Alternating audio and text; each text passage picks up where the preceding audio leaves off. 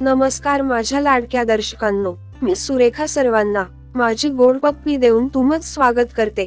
चला तर मग पाहूया आजची मादक कथा. कथेचं नाव आहे आईला पत्नी बनवून बाबा घरी नसताना उलटे करून तिची पपई मारली. हाय, मी अरुण. मी 22 वर्षांचा आहे. मी माझ्या आईला 18 वर्षांचा असल्यापासून ठोकतो आहे. माझे वडील आर्मी मध्ये असतात, वर्षातून एकदा घरी येतात. मी आणि आई दोघेच घरी असतो. मी लहानपणापासून आई शेजारीच झोपतो, पण जेव्हापासून कळायला लागलं तेव्हापासून आईच्या स्पर्शामुळे मजा येऊ लागली. मला तिचे सर्व अंगावरून हात फिरवताना मस्त वाटायचं. मी तिला आंघोळ करताना, साडी नेसताना बघायचो आणि उत्तेजित व्हायचो. तिचं नाव अनामिका आहे. तिची रचना 3'8'3'6'4'2 आहे. उंची 5 फूट आणि वजन 54 किलो आहे. ती खूपच गोरीपान व मादक आहे. मी ठोकाठोकी कथांची खूप पुस्तके वाचायचो, त्यामुळे मला आईला ठोकायची इच्छा झाली. मी रोज रात्री तिचे बॉल व पपई करून दाबायचो, पण ती झोपल्यावर मला खूपच भीती वाटायची. ती खूप सात्विक आणि साधी आहे असे वाटायचे, पण माझा सोट्या शांत बसू देत नव्हता. एकदा माझे वडील सुट्टीवर आल्यावर मी त्यांचा ठोकाठोकी बघितला आणि तिला नागडी ठोकून घेताना बघून खूपच एक्साइट झालो. रोज रात्री मी त्यांच्या बेडरूम बाहेर एकटा बसायचो त्यांची मजा बघत. पण एके दिवशी आई वडिलांना म्हणाली, अहो जरा हळू करा की खूपच धुसमुसळेपणा करता तुम्ही, मजा पण घेऊ देत नाही. हे ऐकल्यावर माझा सोट्यात आठ झाला. आई बाबा घरी आल्यावर खूपच मादक दिसायची. बेंबी उघडी ठेवून हॉट साडी नेसायची.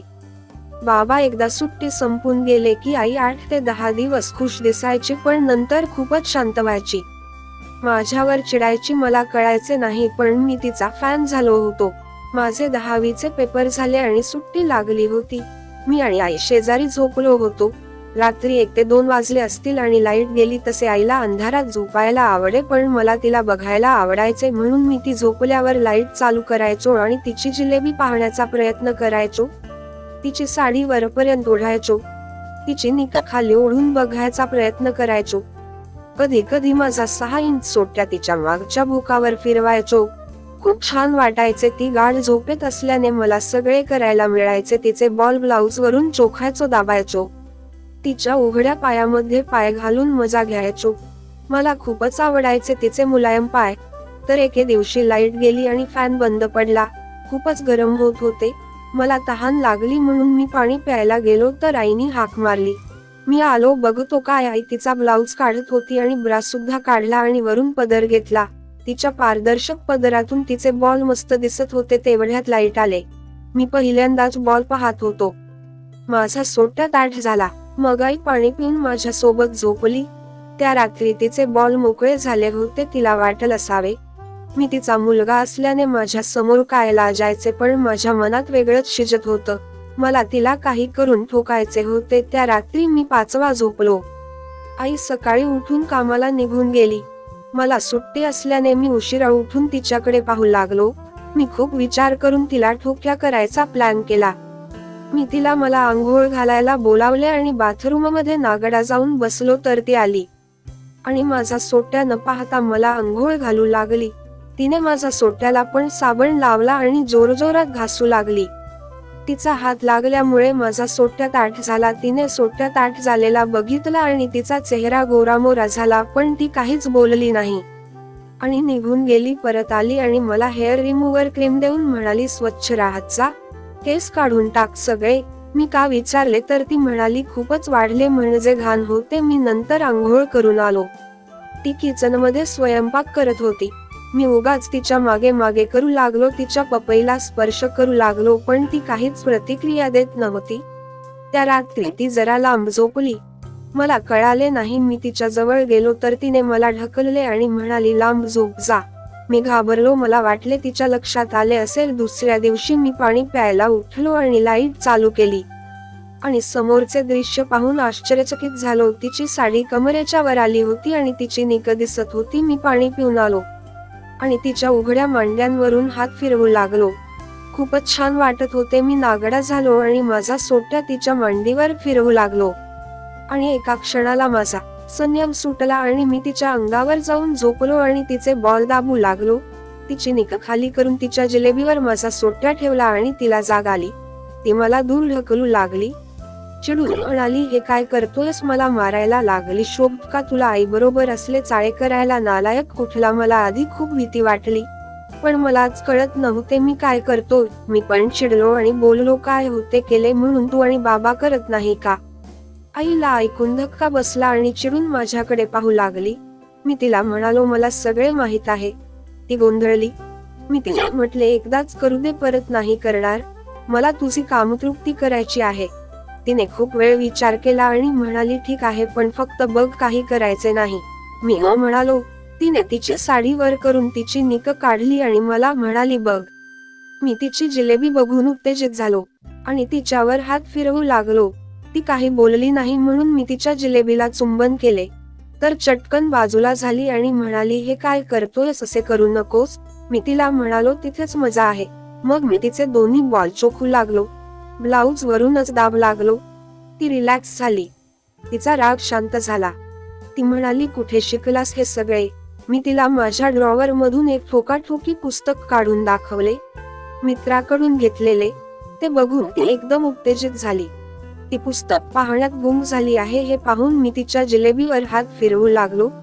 तिनेही मला साथ देत मांड्या फाकवल्या. मी तिच्या अंगावर चढलो आणि तिच्या जिलेबीवर सोट्या ठेवून जोरात ठोका मारला. सोट्या अर्ध्याच आत गेला होता. ती जोरात ओरडली, बाहेर काढ, मला दुखते. पण मी न ऐकता जोरजोरात धक्के देऊ लागलो. थोड्या वेळाने ती रिलॅक्स झाली आणि मला खालून साथ देऊ लागली. काही वेळाने आमची कामतृप्ती झाली. मी तिच्या जिलेबीतच संपलो. तसाच तिच्या अंगावर होऊन तिचे बॉल चोखू लागलो. ती थोड्या वेळाने निक घालायला उठली. मी तिला थांबवले आणि म्हणालो, थांब, आज सगळे कपडे काढून नागडे झोपूया. ती आढेवेढे घेत तयार झाली. रात्री 3 ते 4 वाजता झोपी गेलो. सकाळी 6 वाजता माझा सोट्या पुन्हा ताठ झाला. मग मी तिच्या जवळ जाऊन तिच्या जिलेबीत माझा सोट्या घालू लागलो. ती जोरात ओरडली आणि मला लांब ढकलू लागली आणि म्हणाली, बस आता. मी घाबरलो आणि बाजूला झालो. मला वाटले आमचे संबंध इथेच संपले. मला खूप वाईट वाटले. तसाच बाजूला झोपी गेलो. नंतर उशिरा उठलो. आईसोबत नजर मिळवण्याची हिंमत होत नव्हती. पुढचे 2 दिवस आम्ही एकमेकांशी बोललो नाही. मला स्वतःला अपराधी असल्यासारखे वाटत होते. 3ऱ्या दिवशी रात्री मी तिच्या जवळ जाऊन झोपलो आणि तिला सॉरी म्हणालो. तिला वाईट वाटून तिने मला जवळ घेतले आणि समजावू लागली. मी तिचे ऐकून घेतले आणि तिला हळूहळू लाडीगोडी लावून परत ठोकाठोकीसाठी तयार केले. ती म्हणाली, तू खूपच दुसमुसळेपणा करतोस. तुझ्या वडिलांसारखा असे करायचे नसते. स्त्रीला तिच्याशी प्रणय करून तिच्यात आग पेटवणारा आणि ती कामाची आग व्यवस्थित शांत करणारा पुरुष हवा असतो. माझे बॉल हळूहळू दाबत चोख, माझा कामाग्नी भडकव. हे ऐकून मी तिचे दोन्ही बॉल दाबत चोखू लागलो. त्याच वेळी दुसऱ्या हाताने तिची जिलेबी कुरवाळू लागलो. तिला तिचे बॉल चोखलेले खूप आवडायचे. ती तयार झाली हे पाहून मी लगेच तिच्यावर चढलो. त्या रात्री मी तिला 5 वेळा ठोकलो. तिने पण मला चांगला प्रतिसाद दिला. ती रात्र आमच्या आयुष्याचा टर्निंग पॉइंट ठरली. त्या रात्रीपासून तिने मला सांगितले की आजपासून तूच माझा नवरा आहेस. तुझा सोट्या खूप मोठा आहे. तुझ्या या बायकोला पाहिजे तेवढा भोग. नंतर दिवसभर मला संधी मिळेल तेव्हा मी तिचे दोन्ही बॉल दाबत होतो. आम्ही एकत्रच अंघोळ केली. दुसऱ्या दिवशी मी तिला म्हणालो की तू माझी बायको आहेस तर आज मधुचंद्र साजरा करूयात. ती हो म्हणाली. तिने तिचा लग्नातला शालू नेसला. ती खूपच सुंदर दिसत होती. सगळे दागिने घालून ती माझ्यासाठी दूध घेऊन आली. आम्ही दोघे एका ग्लासात दूध पियालो. मग मी तिला जवळ ओढले आणि तिच्या ओठांवर माझे ओठ टेकवून तीच दीर्घ चुंबन घेतले. नंतर ओठ विलग करून आमच्या जिभा एकमेकांना भिडल्या. थोड्या वेळाने मी तिचे ओठ चोखू लागलो. त्याच वेळी मी तिचे दोन्ही बॉल दाबत होतो. हळूच मी तिच्या ब्लाउजचे हुक खोलून तिचे दोन्ही बॉल मोकळे केले. आता मी तिचे सुडौल बॉल पिळत होतो. ती एकदम माझ्यावर आली होती. ती म्हणाली, अजून किती तापवणार आहेस? मला लवकर काय करायचंय ते कर. मी तिला म्हणालो, मी तुझा नवरा आहे. मी मला पाहिजे तसा तुझ्याशी प्रणय करेन. ती हसून म्हणाली, बर बाबा, कर पाहिजे तेवढा प्रणय, पण आता मला सहन होत नाही. लवकर माझ्यावर चढा आणि मला ठोक. माझी इच्छा शांत कर. तुझ्या बापाने पण कधी असे केले नव्हते.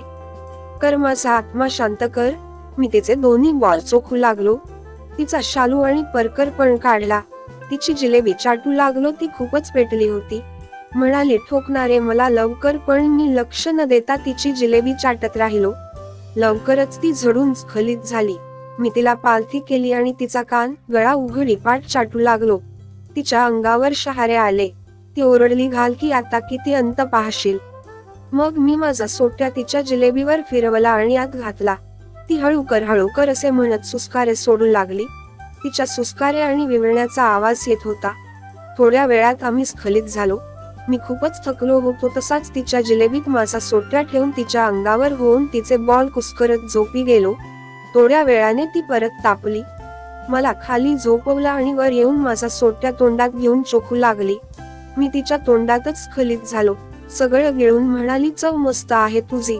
ती तसाच माझा सोट्या चोखत राहिली आणि पुन्हा ताठ झाल्यावर वर येऊन माझा सोट्या तिच्या जिलेबीत घातला आणि धक्के देऊ लागली. तिच्या प्रत्येक धक्क्याबरोबर तिचे बॉल पुढे मागे हिंदकळत होते. खूप मस्त वाटत होतं. मग आम्ही एकत्रच स्खलित झालो. ती माझ्यावर तशीच होऊन झोपी गेली. थोडा वेळ विश्रांती घेत असताना मला एक कल्पना सुचली. मी तिचं कौमार्यभंग करू शकत नव्हतो, पण एक जागा होती जिथे मी तिचं कौमार्यभंग करू शकतो. मी तिला माझी कल्पना सांगितली. ती म्हणाली, माझी आधी कुठली जागा आहे. मी म्हणालो, तुझ्या मागच्या भोकाचं सील तोडून मी तुझं कौमार्यभंग करू शकतो. हे सांगून मी तिला त्या पपईची ठोकाठोकीची सीडी दाखवली. पण त्यातील बायकांना ओरडताना पाहून ती खूपच घाबरली. म्हणाली, खूप दुखेल का रे. मी तिला समजावले आणि ती तयार झाली. समोर टीव्हीवर ठोकाठोकीची DVD चालू होती. मी तिला उचलून मांडीवर बसवले. तिला सोफ्यावर झोपून तिची पपईवर करून त्या जागी पॉइंट स्क्रीन तिच्या भोकात भरली आणि माझ्या सोट्यावर पण लावली. मग मी माझा सोट्या तिच्या पपईला टेकवून हळूहळू आत घालू लागलो. थोडासाच आत गेला होता तेवढ्यात ती जोरात ओरडली. मी तिला म्हणालो, अग हळू बोल, शेजारी धावत येतील आणि त्यांना आपण काय करतोय ते कळलं तर मोठा प्रॉब्लेम होईल. ती म्हणाली, मला खूप दुखतंय रे. मी म्हणालो, थोडा वेळ थांब, हळूहळू बरं वाटेल आणि मग मजा येईल. मी तिची कंबर धरली आणि हळूहळू धक्के देऊ लागलो. थोड्या वेळाने ती उसासे टाकत मला साथ देऊ लागली. मनसोक्त ठोकून मी तिच्या पपईत झडलो आणि तिथेच होऊन राहिलो. शांत झाल्यावर मी तिला उचलले आणि बेडरूम मध्ये घेऊन गेलो. त्या रात्री मी तिची 2 वेळा पपई मारली आणि 3 वेळा जिलेबी ठोकली. खूप मजा आली.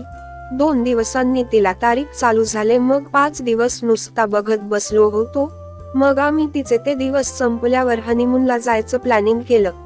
आम्ही महाबळेश्वरला गेलो. तिथे 3 दिवस हनीमून कपल सारखे हॉटेलमध्ये राहिलो. या 3 दिवसात वेगवेगळ्या रचनेमध्ये मी तिला ठोकले. तेव्हापासून मी तिला रोज 2 ते 3 वेळा ठोकतो, एक्सेप्ट तारीखचे 5 दिवस. गेली 4 वर्ष आम्ही रोज ठोकतो, फक्त बाबा घरी आल्यावर नाही. मी खूपच ठोकाठोकीचा अडिक्ट झालोय. मला बेचैन होते ठोकाठोकी नाही केली की. तर माझ्या लाडक्या दर्शकांनो, कशी वाटली आजची कथा.